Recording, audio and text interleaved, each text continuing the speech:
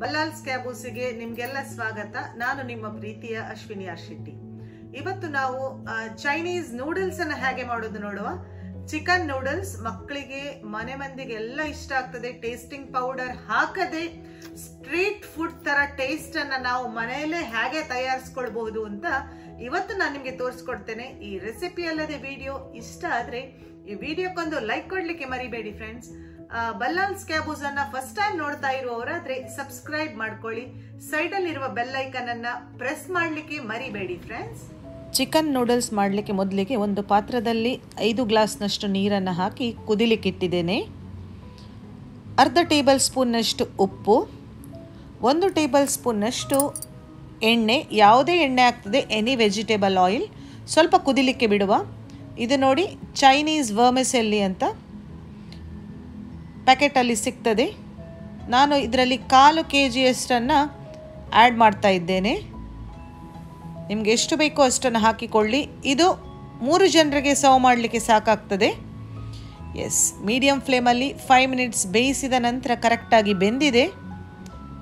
4 to 5 minutes friends, medium ಫ್ಲೇಮಲ್ಲಿ ಬೆಂದಂತಹ ನೂಡಲ್ಸನ್ನು ಡ್ರೈನರ್ನ ಸಹಾಯದಿಂದ drain ಮಾಡಿ ಇಡ್ತೇನೆ.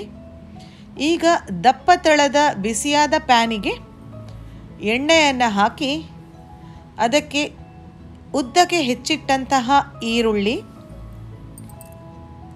ಸ್ವಲ್ಪ ಟ್ರಾನ್ಸ್ಲೂಸೆಂಟ್ ಆದರೆ ಸಾಕು, ಯಾಕಂದರೆ ಇದರದ್ದು ಕ್ರಂಚಿನೆಸ್ ನೂಡಲ್ಸಿಗೆ ಒಳ್ಳೆಯ ಟೇಸ್ಟನ್ನು ಕೊಡ್ತದೆ. 1 ಬೌಲ್ನಷ್ಟು ಉದ್ದಗೆ ಸಣ್ಣಗೆ ಕಟ್ ಮಾಡಿಟ್ಟಂತಹ ಕ್ಯಾಬೇಜ್ ಹಾಗೂ ಕ್ಯಾರೆಟ್.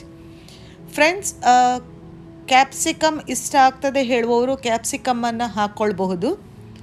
ನಾನು ಚಿಕನ್ ನೂಡಲ್ಸ್ ಆದದ್ರಿಂದ ಕ್ಯಾಪ್ಸಿಕಮನ್ನು ಅವಾಯ್ಡ್ ಮಾಡ್ತಾ ಇದ್ದೇನೆ. 1 ಟೇಬಲ್ ಸ್ಪೂನ್ನಷ್ಟು ಶುಂಠಿ ಬೆಳ್ಳುಳ್ಳಿ paste,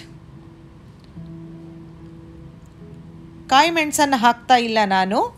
1 table spoon dark soya sauce, ಕಾಯಿ ಮೆಣಸಿನ ಬದಲಿಗೆ red chilli sauce 1 table spoon, ರುಚಿಗೆ ತಕ್ಕಷ್ಟು ಉಪ್ಪು. ಸಾಸ್ಗಳಲ್ಲಿ ಸ್ವಲ್ಪ ಉಪ್ಪಿನಂಶ ಇರೋದ್ರಿಂದ ಸ್ವಲ್ಪ ಕಡಿಮೆ ಹಾಕ್ಕೊಳ್ಳಿ. ಒಂದು ಸಣ್ಣಗೆ ಮಿಕ್ಸ್ ಕೊಟ್ಟು ಅರ್ಧ ಟೇಬಲ್ ಸ್ಪೂನ್ನಷ್ಟು ಕಾಳು ಮೆಣಸಿನ ಪುಡಿ, 2 ಟೇಬಲ್ ಸ್ಪೂನ್ ಟೊಮೆಟೊ ಕೆಚಪ್ಪನ್ನು ಆ್ಯಡ್ ಮಾಡ್ತಾ ಇದ್ದೇನೆ. ಎಸ್, ಟೊಮೆಟೊ ಕೆಚಪ್ ಸ್ವಲ್ಪ ಸ್ವೀಟ್ನೆಸ್ಸನ್ನು ಕೊಡ್ತದೆ. ಪೆಪ್ಪರ್ ಪೌಡರ್ ಹಾಗೂ ಕೆಂಪು ಮೆಣಸಿನ ಸಾಸ್ ಸ್ಪೈಸಿನೆಸ್ಸನ್ನು ಕೊಡ್ತದೆ ನೂಡಲ್ಸಿಗೆ. ಒಂದು ಸಣ್ಣಗೆ ಮಿಕ್ಸ್ ಮಾಡಿದ ನಂತರ ಇದು ನೋಡಿ ಸುಕ್ಕದ ಪೀಸ್, ಚಿಕನ್ ಸುಕ್ಕದ ಪೀಸನ್ನು ಸ್ವಲ್ಪ ಕೈ ಬೆರಳುಗಳ ಸಹಾಯದಿಂದ ಕಟ್ ಮಾಡಿಕೊಂಡು ಇದಕ್ಕೆ ಆ್ಯಡ್ ಮಾಡಿದೆ. ಸಪೋಸ್ ಇಲ್ಲ ಅಂತ ಹೇಳುವವರು ಚಿಕನ್ ಪೀಸ್ಗಳನ್ನು ಬೇಯಿಸ್ಕೊಂಡು ಹಾಕ್ಕೊಳ್ಬಹುದು. ನಾನು ಆಲ್ರೆಡಿ ಇದ್ದಂತಹ ಚಿಕನ್ ಸುಕ್ಕದ ಪೀಸ್ಗಳನ್ನು ಆ್ಯಡ್ ಮಾಡಿದ್ದೇನೆ. ಈಗ ಬೇಯಿಸಿಟ್ಟಂತಹ ನೂಡಲ್ಸನ್ನು ಹಾಕಿ ಒಂದು ಸಣ್ಣಗೆ ಪರ್ಫೆಕ್ಟ್ ಆದ ಮಿಕ್ಸನ್ನು ಕೊಡುವ. ಎಸ್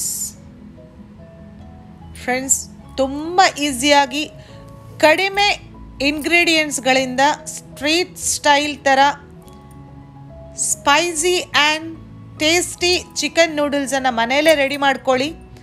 ಲಾಸ್ಟಿಗೆ ಸ್ವಲ್ಪ ಕೊತ್ತಂಬರಿ ಸೊಪ್ಪನ್ನು ಸ್ಪ್ರಿಂಕಲ್ ಮಾಡಿದ್ದೇನೆ. ಬಿಸಿ ಬಿಸಿಯಾಗಿ ಸರ್ವ್ ಮಾಡಿ ಟೇಸ್ಟ್ ಮಾಡಿದ ಮೇಲೆ ಹೇಗಾಗಿದೆ ಅಂತ ತಿಳಿಸ್ಲಿಕ್ಕೆ ಮರಿಬೇಡಿ ಫ್ರೆಂಡ್ಸ್. Thanks for watching.